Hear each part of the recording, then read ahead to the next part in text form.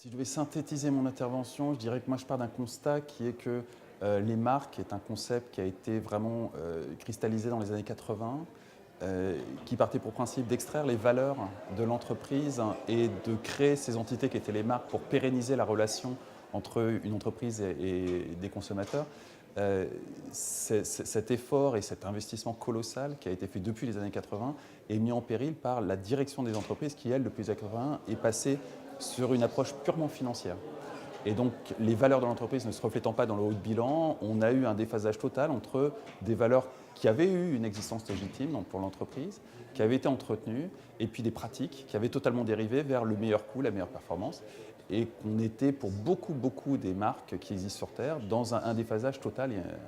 une abysse entre les pratiques de l'entreprise d'un côté et les valeurs promises par la marque, et qu'il y avait régulièrement, et en particulier sur Internet, des crises de réputation qui mettaient en lumière ce décalage. Le plus criant, c'était Benetton, qui d'un côté nous chante depuis les années 80 avec Oliverio Toscani le peace and love, l'amour, l'amitié, l'amitié entre les peuples, tout ça. Et d'un autre côté, exploite des enfants dans des usines textiles à Dhaka, ce qui s'est révélé à travers un accident industriel assez terrible. Et tout d'un coup, les valeurs de la marque sont apparues comme un odieux mensonge. Le problème, c'est qu'une très large partie des marques sur Terre en sont là et ont une espèce d'épée de Damoclès au-dessus de la tête qui promet leur disparition, en tout cas une très grosse perte de valeur liée à la marque, à la lumière de n'importe quel incident de transparence. Les entreprises, et donc et le MEDEF, c'est assez naturel, commencent à sentir qu'une grosse partie de leurs actifs repose sur la confiance. Il n'y a pas que les entreprises qui sentent ça, hein. Les politiques, bien avant les entreprises, réalisent bien que la confiance est en train de disparaître. Les politiques en ont fait leur deuil et ils ont créé un nouveau contrat social, hein, qui est la loi de surveillance qu'on est en train de voter en ce moment, et qui part du principe que tout citoyen est a priori coupable de terrorisme et que donc on va surveiller tous les citoyens de façon à détecter si éventuellement il n'y a pas des terroristes dans le lot. Et ça fait merveilleusement écho à la plupart des citoyens. Aujourd'hui, on est à 80%, je crois qu'Hervé Brusini rappelait ces chiffres, 80% des Français qui pensent qu'a priori, ils sont tous pourris, les politiques. Donc c'est une symétrie parfaite et c'est un véritable contrat social qui est gravé dans le marbre, dans la loi,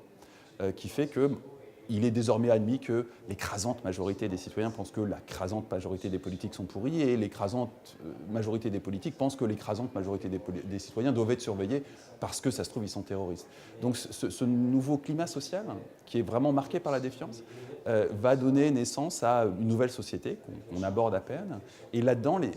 les entreprises effectivement sont dans une situation très délicate parce que le pouvoir a la légitimité de la violence, a la possibilité de la rétorsion,